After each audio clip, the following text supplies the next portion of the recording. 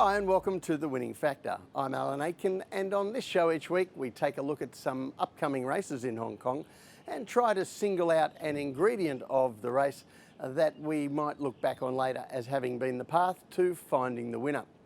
Well, in addition to that, I do like to take a closer examination from time to time of statistical areas of racing in Hong Kong, and as we get to the denouement of the Trainers' Championship for this year, I thought we'd have a look a little more at what happened during the season. Of course, we have three winners across three men at the moment. Ricky Yu leading the way with 64 wins, Francis Loy 63, and Tony Cruz with 61 wins.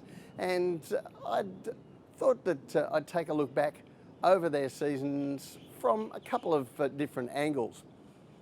Well, first of all, let's take a look at how their years have progressed month by month, and we'll see that Francis Loy's year, it has been characterised by two distinct peaks of performance, one mid-season and then another just recently, just when everyone had written him off as a chance. And Tony Cruz also had a recent peak month that kicked him right into the contest as the late finisher of the trio. Meanwhile, Ricky Yu, well, he's been in front or very close to it since the absolute start of the season, and he's now seeking to cling on to that lead. And I thought it'd be interesting to take a slightly different look at the championship for the trainers, and this is the alternative championship as determined by the odds and the win expectations of their runners. And if you take a look at this graphic, you'll see this is where the trainers were expected to finish if we go back over their runners, and obviously the big disappointment here has been John Size. He has performed well below the expectations on his runners. But if we take a look at Loy and Yu, they have outperformed expectations so much that it made me wonder where they've done that. Now, Ricky Yu had his first season as a trainer in 1996, and Francis Loy the following year, so they're of similar vintage, and they're both looking for their first Trainers' Championship title this season. And for Ricky Yu, the key to his big year has been his conversion rates. These are the horses we look at who've run a big race. They've run second, third or fourth at their latest start. And Yu, as you can see here, has topped the strike rates with turning those runners into next start winners. Meanwhile, Francis Loy has excelled in a different area of the game, and that is with his last start winners. Now you can see on the table here, quite a few of his last start winners, of course, were the stable star Golden 60, who strung together a series of wins. But even away from him, Loy has had a boom year for his last start winners going out to win again. So let's go back to Sunday's races coming up, and race 2 is the first one we're going to look at, and the winning factor here, the map. Now, I don't think we have too many live chances in this race. Monkey Jewellery, he's won, he's racing well. I think Happy Time is a potential improver from a better draw this time. And Ricky Yu trained Mighty Vala, a recent impressive winner.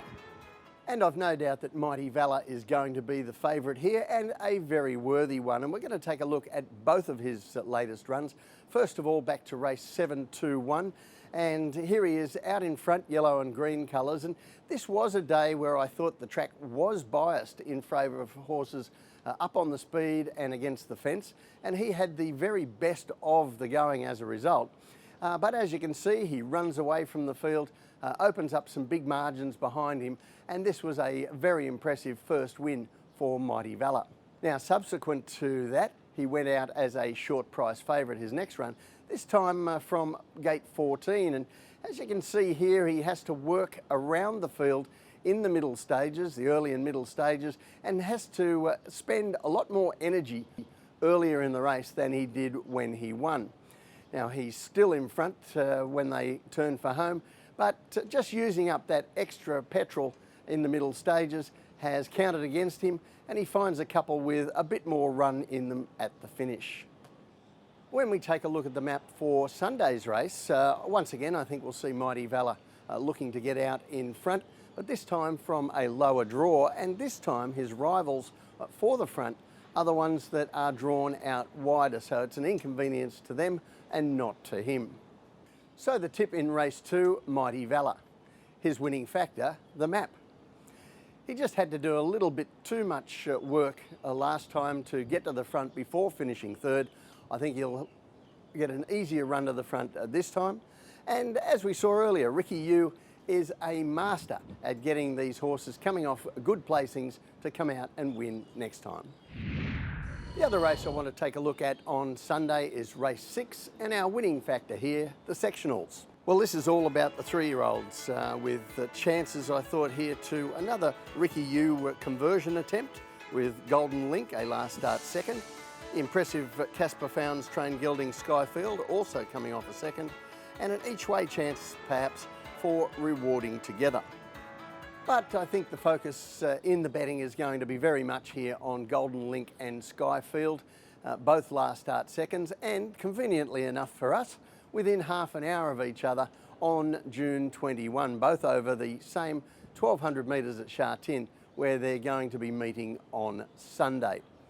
And I want to take a look at the replays of those races. First of all, race 752, this is Golden Link, and you'll see him here. He's in red, purple, white sleeves, and he settles off the speed from a good draw. And it's a bit of an illusion here that the leaders look to be having a duel in front and setting a strong pace. Pace actually wasn't that fast. And we see a bit of greenness from Golden Link, but you can see on the individual heat map here, it closes off the race well, about a length and a half faster than average once we correct it for the speed of the track. So that was a solid performance despite his defeat. So that confirmed Golden Link as a horse with some promise. But 30 minutes later, we saw Skyfield finish second over the same course and distance, and his sectional times really showed up the real gulf between these two horses in talent. And we're going to have a look at that now. This is, of course, race 753, and Skyfield, he's well back in the field with green and gold colours, and he's also a little bit new. It's only his second start, but as you can see on his individual heat map, he really launches in the straight. In fact, this is one of those occasions where his acceleration is visible. You can really notice it with the naked eye, and without the assistance of times. But with the times, you'll see 7 lengths faster than average for the conditions there, his final 400 metres. And once again, as he had done in his debut run, he ran 2 to 3 lengths faster for the final 400 metres than any other runner all day. So when we look at the map for this race on Sunday, I think there'll be a better pace on than there was in either of those races.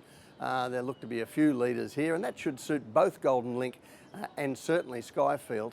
And Golden Link almost certainly will be in front of Skyfield in running. The Casper Founds horse will have to give him a start. But the tip in race 6, Skyfield, his winning factor, the sectionals.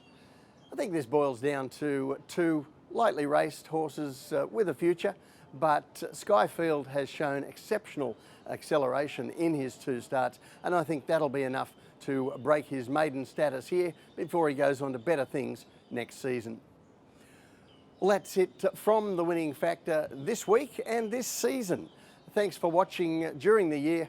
Good luck on Sunday and Wednesday, and we'll see you next season.